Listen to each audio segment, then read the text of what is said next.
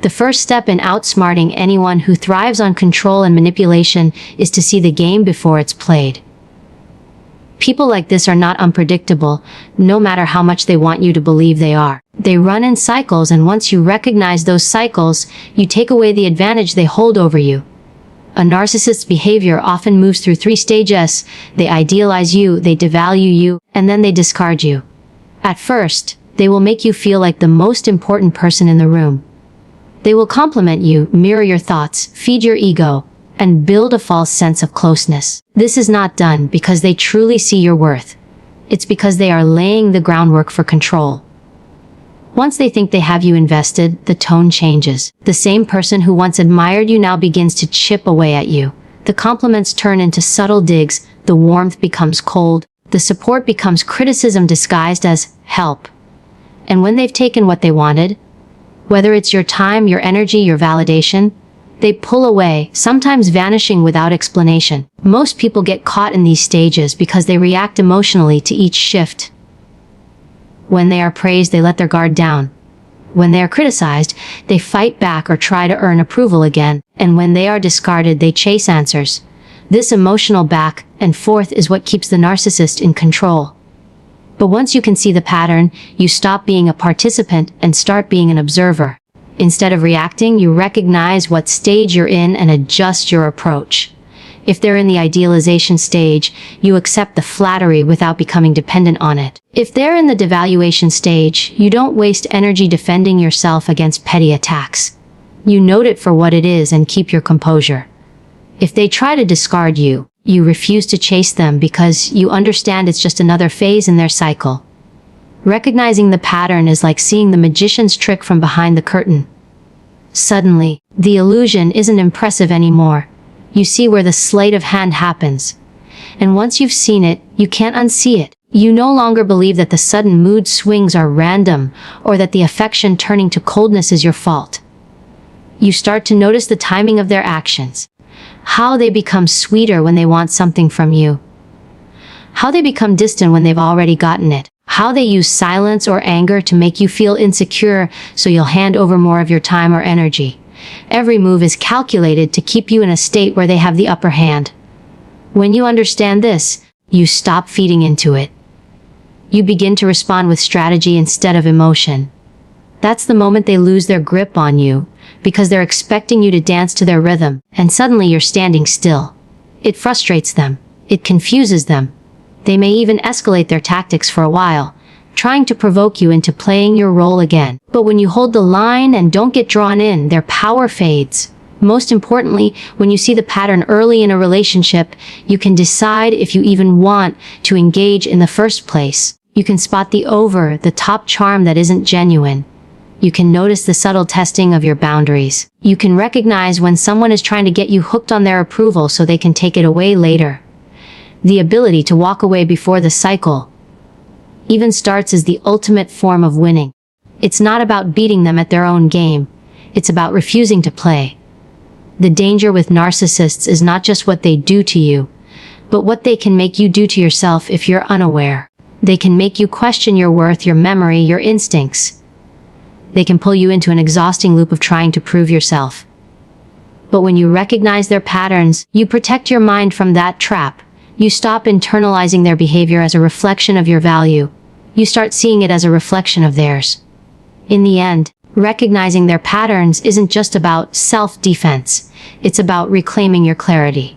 It's about standing so firmly in your awareness that no one can twist your perception of reality. And when you live in that state, you become impossible to manipulate because you can see the game long before the first move is made. You stop being a pawn, and you start being the player who knows exactly where the board is heading. The moment you learn how to control your emotions, you take away a narcissist's favorite weapon. They rely on your reactions the way a fire relies on oxygen. Cut off the supply and the flames die. When they provoke you, they're not looking for a fair exchange of ideas or genuine resolution. They're looking for fuel. Your anger fuels them, your defensiveness fuels them. Even your tears fuel them. The more you react, the more they feel in control. This is why staying calm is not weakness, it's strategy. It's understanding that silence can be louder than shouting, and stillness can be more powerful than movement. When you don't give them the emotional chaos they're fishing for, they lose their rhythm. They expect you to argue, to defend, to explain yourself endlessly. But instead, you give them nothing. You listen without biting the bait. You respond without heat in your tone. You choose your words with surgical precision, or in some cases, choose not to speak at all. This restraint throws them off because their whole playbook is built on making you lose composure. Once you stay in control, their tactics stop working. Control over your emotions is not just about the moment of conflict. It's about preparation. You have to train yourself before the storm comes. That means learning to identify your own triggers. What phrases, looks, or accusations instantly make you feel defensive? What patterns in their behavior tend to set you off? When you know these things, you can prepare for them like a fighter preparing for a punch they've seen 1,000 times. You anticipate it, and you already know how to block it. This kind of emotional readiness is what makes you unshakable. Staying calm does not mean tolerating abuse or pretending something doesn't bother you. It means choosing when and how you respond so that your reaction serves you, not them. Sometimes the best response is a direct, firm statement delivered without raising your voice. Sometimes the best response is no response at all, letting the silence do the talking. You measure your energy like a precious resource and refuse to spend it on battles that are designed for you to lose. When you're calm, you can also see the situation for what it is instead of what they want you to think it is. Narcissists are experts at distorting reality, twisting words, rewriting events, making you feel like you're imagining things. But when you control your emotions, you give yourself the space to think clearly. You can step back, mentally replay the facts, and see the manipulation without getting tangled in it. This mental distance allows you to respond logically rather than emotionally, and logic is something they cannot overpower. It's important to understand that a narcissist will often escalate their behavior when they realize they can't get a rise out of you.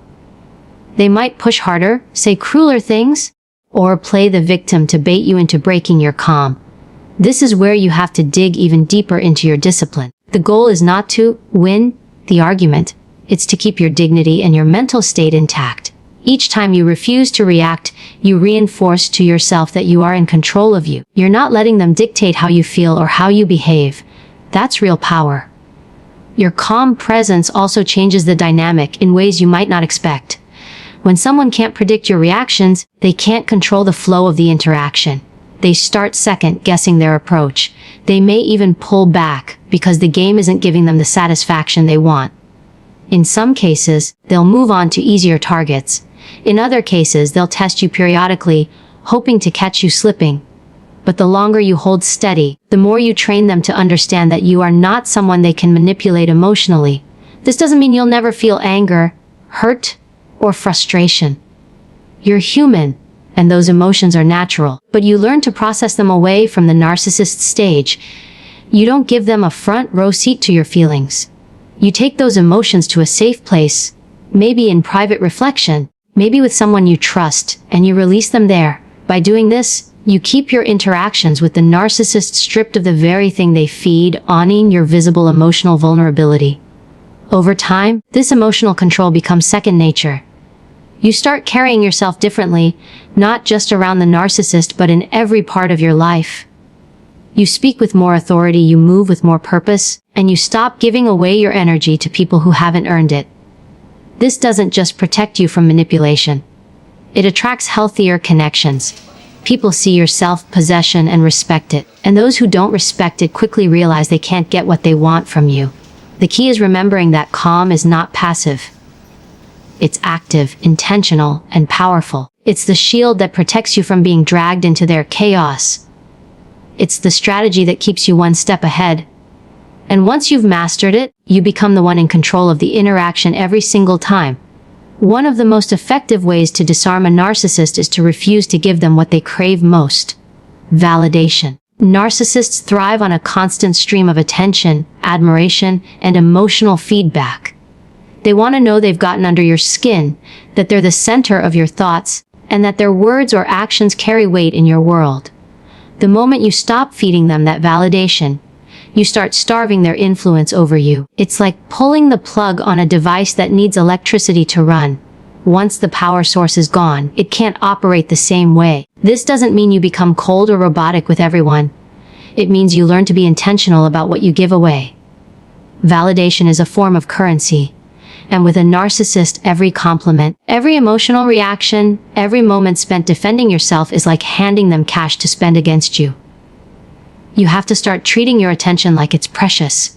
Because it is. And when you withhold it, you shift the power dynamic in a way they don't expect. When you stop validating them, you deny them their favorite form of control, getting you to respond on their terms. Narcissists often fish for compliments or provoke arguments just to get a reaction. They may throw subtle insults to make you defend yourself or brag excessively to make you affirm them. But once you recognize these patterns, you can disengage strategically. Instead of arguing, you respond with neutral acknowledgement. Instead of fueling their ego with praise, you remain politely indifferent. You keep your words measured, and you don't rush to fill the silence they leave hanging. It's important to understand that narcissists often confuse attention with respect. Even negative attention, like anger or outrage, is still attention, and to them, it proves they matter to you. By refusing to give them that, you send a subtle but powerful message: you are no longer the center of my focus. You may still be physically present in the same space, but mentally you're not playing their game. And that absence of engagement unsettles them because it removes their leverage. This strategy works because it forces them into unfamiliar territory. When someone's entire sense of worth comes from external validation, they don't know how to function without it. They might try harder at first, escalating their behavior in an attempt to get the reaction they're used to. They may become louder, more dramatic, or more confrontational. This is where you have to hold your ground.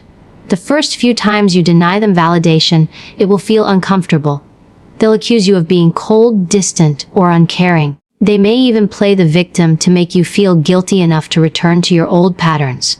But if you stay consistent, they will eventually have to adapt to the fact that you won't feed them in the same way anymore. Withholding validation is not about being cruel. It's about protecting your own mental space. It's choosing not to reward manipulative behavior. If you reward someone for mistreating you with your attention or energy, you teach them that this behavior gets results. If you stop rewarding it, you teach them it's ineffective. And even if they never change their nature, they learn that with you, there's no payoff. To do this effectively, you need to shift your focus inward. Instead of thinking about how to manage their emotions, you focus on managing your own boundaries. You build your sense of worth internally so that you don't need their approval and they can't weaponize your desire for it.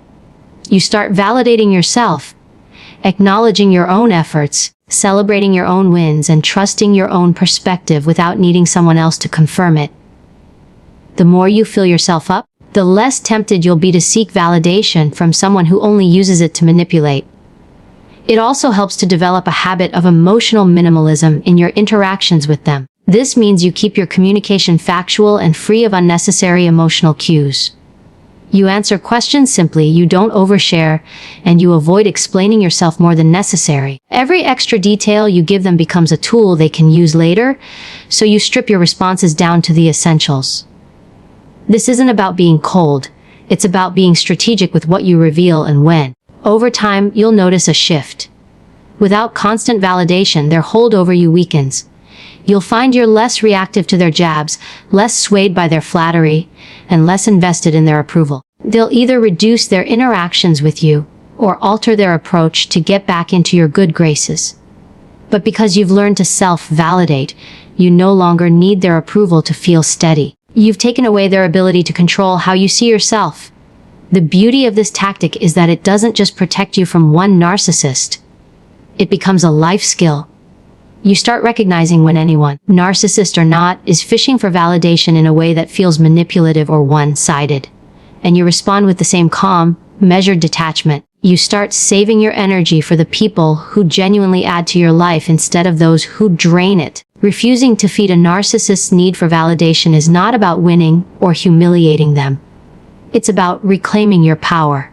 It's about understanding that your energy, your attention, and your focus are valuable resources and not everyone deserves unlimited access to them. Once you truly embrace that, you stop being a source they can tap into at will. You become a closed system, self-sustaining, unshakable, and completely out of reach from their manipulation. One of the most underrated yet powerful ways to outsmart a narcissist is to master the art of the gray rock method. Making yourself so uninteresting, so emotionally unavailable, and so neutral that they can no longer use you as a source of energy. Narcissists thrive on emotional stimulation, whether positive or negative. They feed off drama, chaos, and intense reactions because it keeps them in control of the emotional landscape. When you become a gray rock, you strip away their favorite weapon, your emotional response. You stop giving them the satisfaction of seeing you upset, excited, hurt, or overly impressed. You become unreadable, and that frustrates them to the core. The brilliance of this strategy is that it doesn't require confrontation. You don't need to fight, expose, or argue with them. Instead, you quietly remove yourself from their emotional games. You keep your tone even, your answers short, and your expressions neutral. They may tell a story designed to provoke you, and you respond with a calm, or I see. They may insult you in a way that normally would have triggered a defense, but you simply blink, nod, and move on. The less reaction you give, the less control they have. This robs them of the fuel they're trying to extract from you. This is not easy at first because narcissists are skilled at pushing buttons. They know exactly what to say to get a rise out of you. They might bring up past mistakes, question your worth, or compare you unfavorably to others. Every part of you will want to defend yourself, to correct the narrative, to show them they're wrong. But you have to resist that urge. You have to remind yourself that they aren't seeking the truth. They're seeking your energy. And if you give it to them, you lose. Being a gray rock requires discipline and self-control. You can't just fake disinterest for a few minutes. You have to embody it consistently. That means no over-explaining, no oversharing, and no visible frustration. It means training your body language so you don't fidget, sigh, or roll your eyes, because even subtle reactions can be rewarding to them. It means keeping your conversations with them as dry and bland as possible, focusing only on necessary topics, and avoiding personal revelations they could later use against you. One of the hardest parts of this approach is the silence that follows. Narcissists are used to dominating conversations and pulling people into their emotional orbit. When you stop engaging, they will notice immediately, and they may try to provoke you harder. They might escalate their insults, increase their drama, or suddenly play the victim to lure you back in. This is where most people break and fall back into old patterns because they feel uncomfortable with the tension. But if you hold steady, that tension works in your favor. They will eventually grow bored or frustrated and move on to someone who reacts the way they want. It's important to remember that the gray rock method doesn't mean you let them walk all over you. You still set boundaries, you still enforce consequences, and you still protect your space. The difference is that you're doing it without feeding their appetite for drama. You're not giving them an emotional performance. They get nothing to feed on. That makes your boundaries stronger because they're no longer fueled by emotion, but by calm, steady resolve. Another thing to keep in mind is that this technique protects you mentally as well.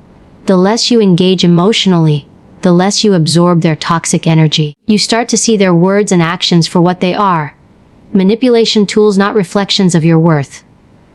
You stop internalizing their criticism and start viewing it as noise you don't have to respond to. That mental detachment is what allows you to interact with them without getting pulled into their chaos. Some people worry that becoming a gray rock will make them cold or distant in general, but this isn't about shutting yourself off from everyone. This is a targeted strategy for dealing with manipulative people. You can still be warm, vibrant, and emotionally available to those who deserve it. You just learn to selectively control who gets access to your emotional energy. The narcissist doesn't get the best parts of you anymore.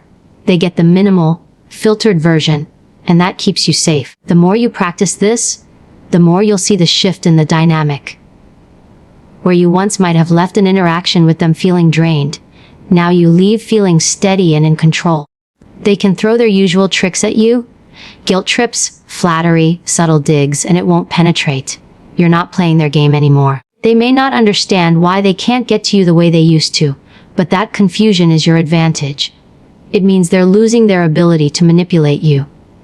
Over time, you'll find that this method does more than protect you. It reconditions your mind.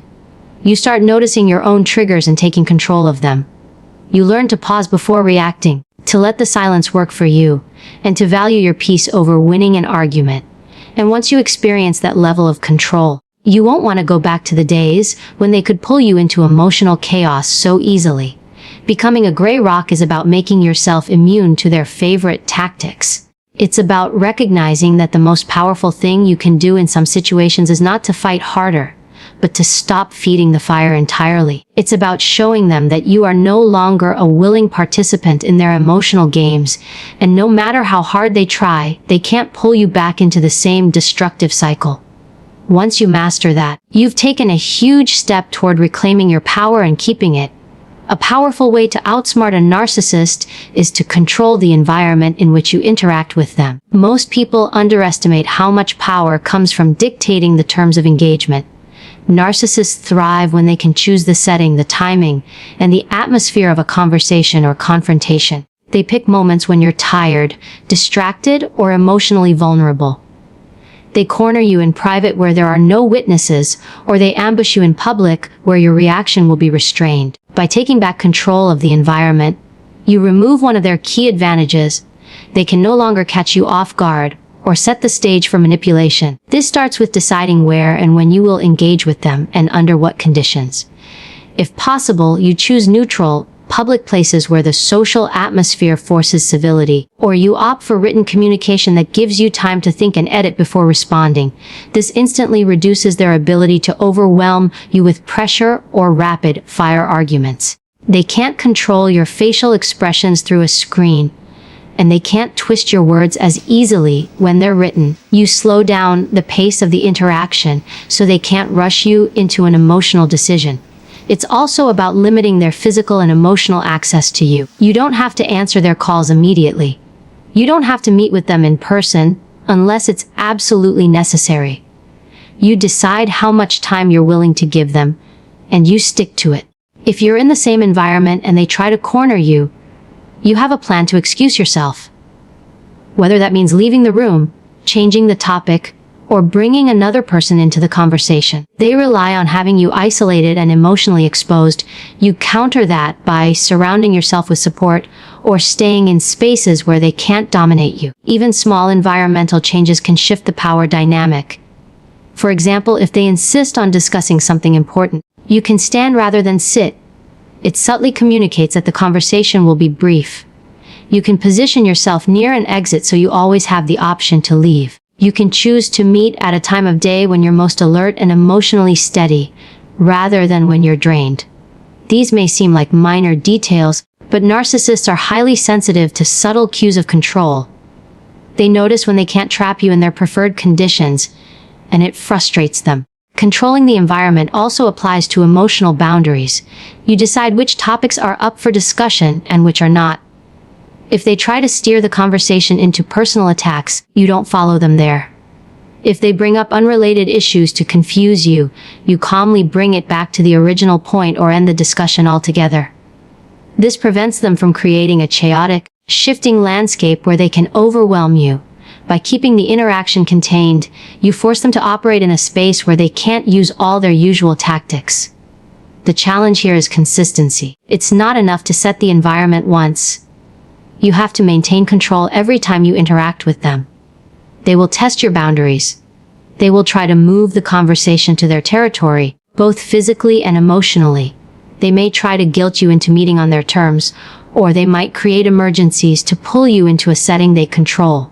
This is where discipline comes in. You remind yourself that their urgency is often manufactured, and that nothing is gained by rushing into an environment where they have the upper hand. Another advantage of this strategy is the psychological shift it creates in you. When you control the environment, you feel less reactive and more strategic. You're no longer scrambling to respond to whatever they throw at you. You're operating from a place of preparation and choice. That changes your tone, your body language, and your confidence, all of which make you harder to manipulate.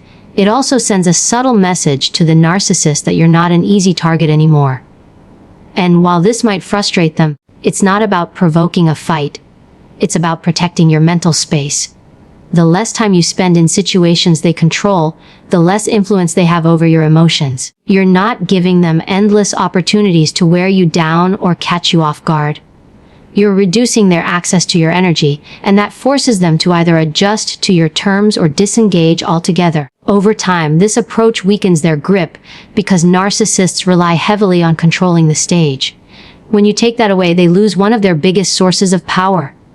They can't manipulate the crowd. They can't twist the narrative as easily, and they can't keep you locked in their game.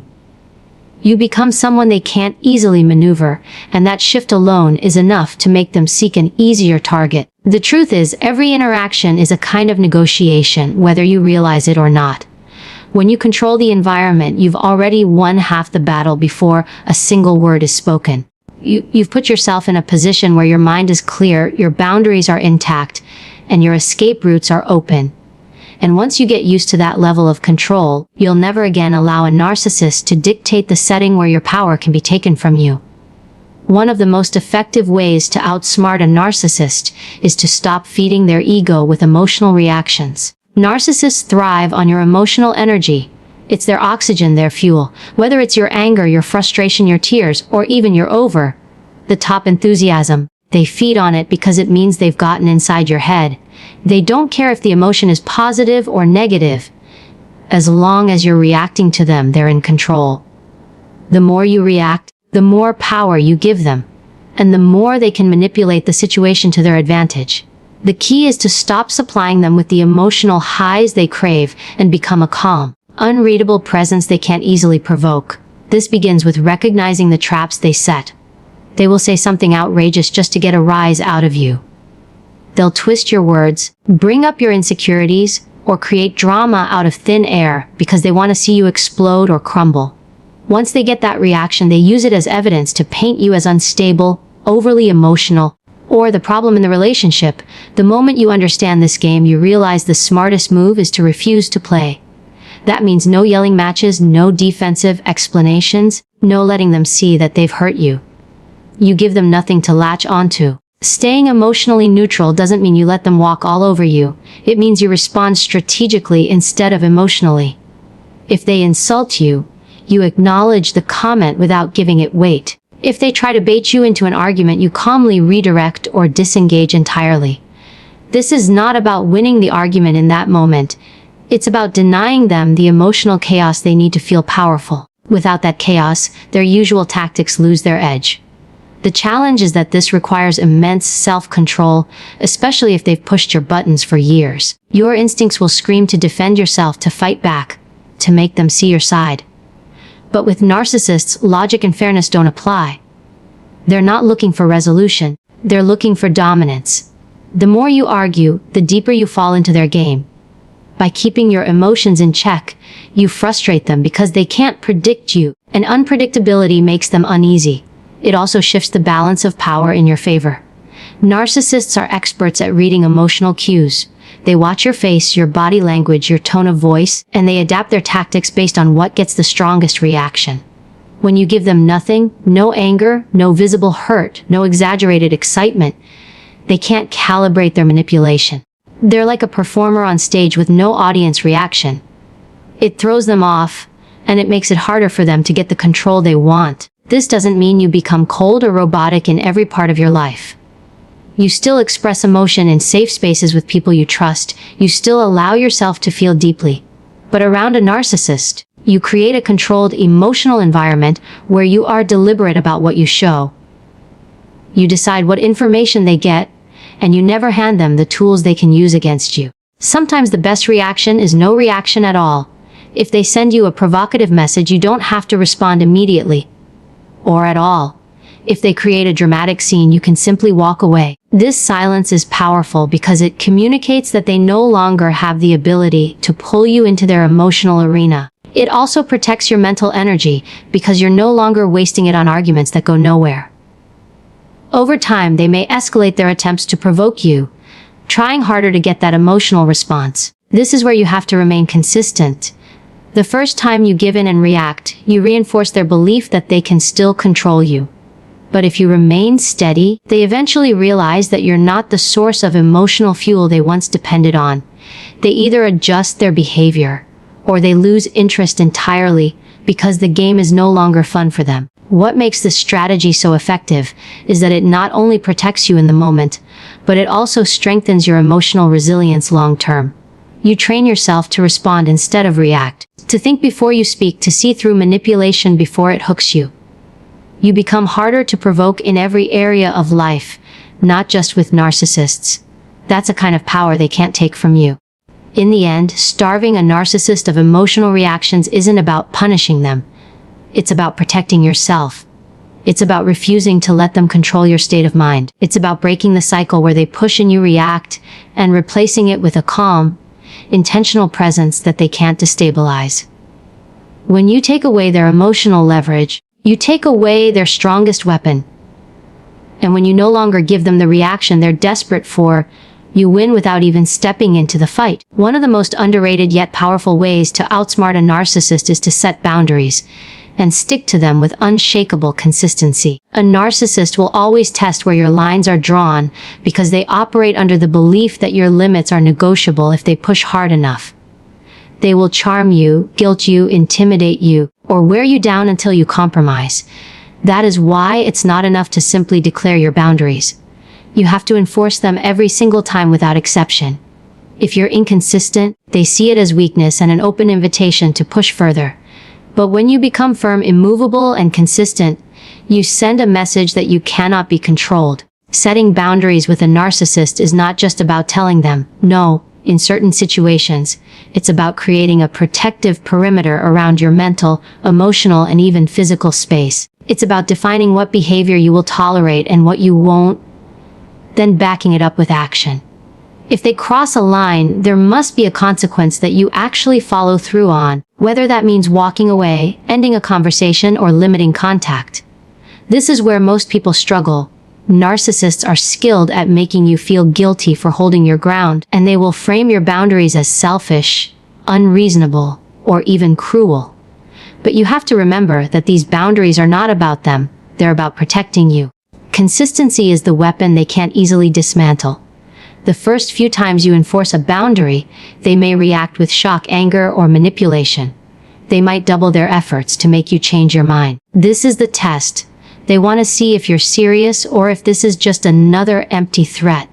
If you cave after the pushback, they know they can break you with enough pressure. But if you remain calm and unwavering, they start to realize that you mean what you say. Over time, this changes the dynamic.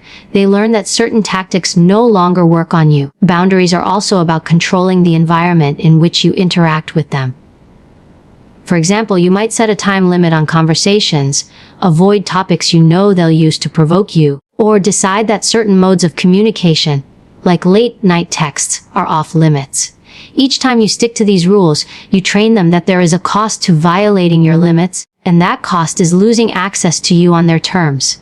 The strength of your boundaries depends heavily on your ability to detach from their emotional reactions. Narcissists thrive on making you feel responsible for their feelings, so they'll act wounded or outraged when you stand firm. They'll accuse you of overreacting or being unkind. This is emotional bait. If you take it, you'll find yourself explaining, justifying, or defending your decisions, which pulls you right back into their control. Instead, you must stand in your truth without over-explaining. A simple, "that doesn't work for me," or "I'm not available for that" is enough. You don't owe them an essay to validate your own limits. Sometimes boundaries mean reducing your availability entirely. You may need to limit how often you see them, speak to them, or even reply to their messages. This isn't about being petty. It's about recognizing that your time and energy are valuable, and you choose how and where to spend them. When they no longer have unlimited access to you, they lose a major source of influence. It's like cutting off their supply of control. Boundaries also require you to remove the loopholes. If you say you won't discuss certain topics, but you let it slide, just this once, they will take it as a green light to keep pushing. If you decide you won't answer calls after a certain hour, but make an exception one night, they will use that as proof that your rules are negotiable. You cannot expect them to respect limits that you don't respect yourself. Consistency is not optional. It's the foundation of this strategy. This approach can be exhausting in the beginning because narcissists do not like losing control, and they will make you pay for taking it back. They might become more aggressive, more manipulative, or even more charming in an attempt to break your resolve. This is why you have to be mentally prepared for the pushback. The storm is strongest just before it dies down. If you hold your ground through this phase, you'll notice something powerful. They start to tread more carefully around you. Not because they've changed, but because they know you won't bend. Over time, your boundaries become less of a battle and more of a standard. They may still test you occasionally, but you'll be in a stronger position because you've trained both yourself and them to operate within your rules. And even if they never truly respect you in the way you deserve, they will respect the fact that you cannot be easily manipulated. The beauty of this is that these boundaries don't just work with narcissists, they strengthen you in every relationship you have. They teach you self-respect, clarity, and emotional discipline.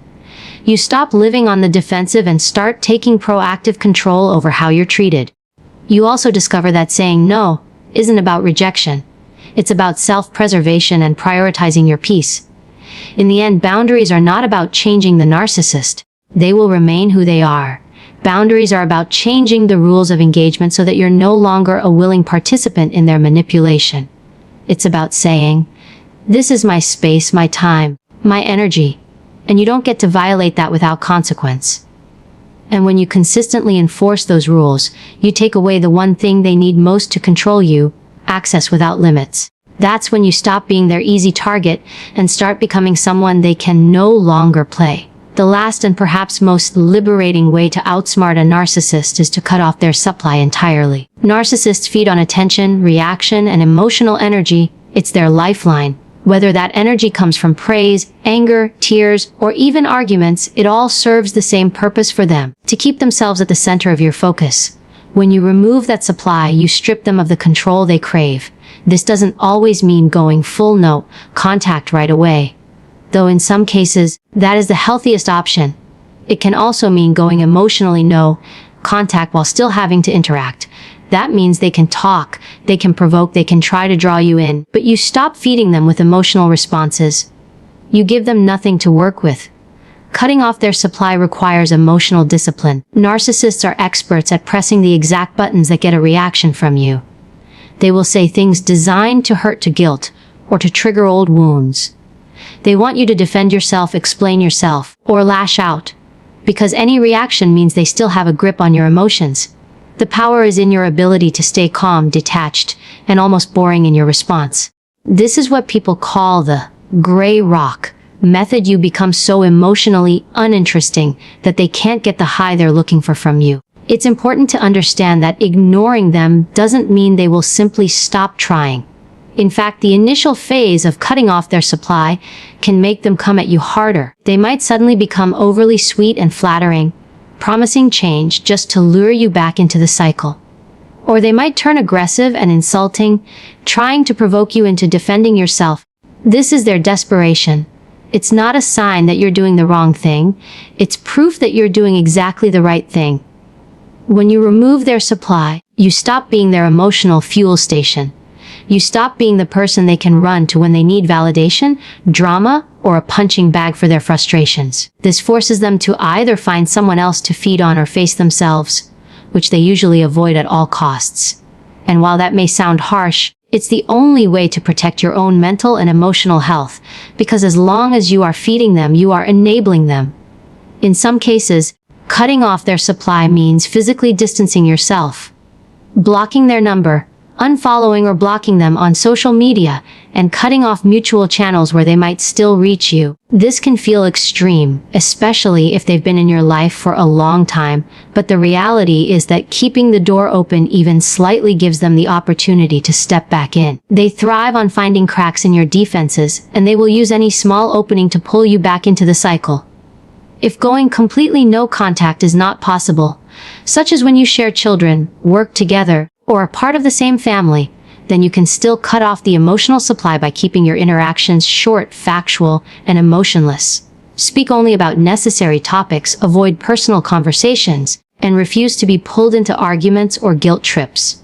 You are no longer their emotional playground. You are simply a wall they cannot climb. The most challenging part of this strategy is managing your own emotional urges. You may want to respond to their lies, correct their accusations, or demand that they acknowledge the truth. But each time you do, you give them exactly what they want: engagement. It takes strength to walk away from a provocation, to let them think they've won in the moment, knowing that the real victory is in not letting them control you. Silence, in this case, is not weakness, it's power. Over time, when they realize they can no longer extract the reaction or attention they once got from you, their behavior toward you changes. They may become less aggressive simply because it's no longer worth their effort. They may redirect their focus elsewhere. Either way, you have shifted the power dynamic completely. You are no longer a source of supply, and without that, their hold over you weakens dramatically. This isn't just about dealing with a narcissist. It's about taking back your energy for yourself. When you stop pouring it into someone who only drains you, you suddenly have more to invest in your own life, goals, and relationships. You feel lighter because you're no longer on the constant emotional roller coaster they keep you on. Your peace becomes the priority, and you protect it like it's sacred, because it is. Cutting off their supply is not revenge, it's self-preservation. You are not trying to hurt them. You are trying to stop them from hurting you. Narcissists will rarely acknowledge that you've taken your power back, but you'll know by the way they act. They might try one last grand display to pull you in, or they might disappear entirely when they realize they can't use you anymore. Either way, the outcome is the same: you are free from the constant drain of their manipulation. And the moment you fully commit to cutting that supply, you reclaim something they never wanted you to have: control over your own mind, emotions, and life. That is when you stop being their source of power and start becoming your own.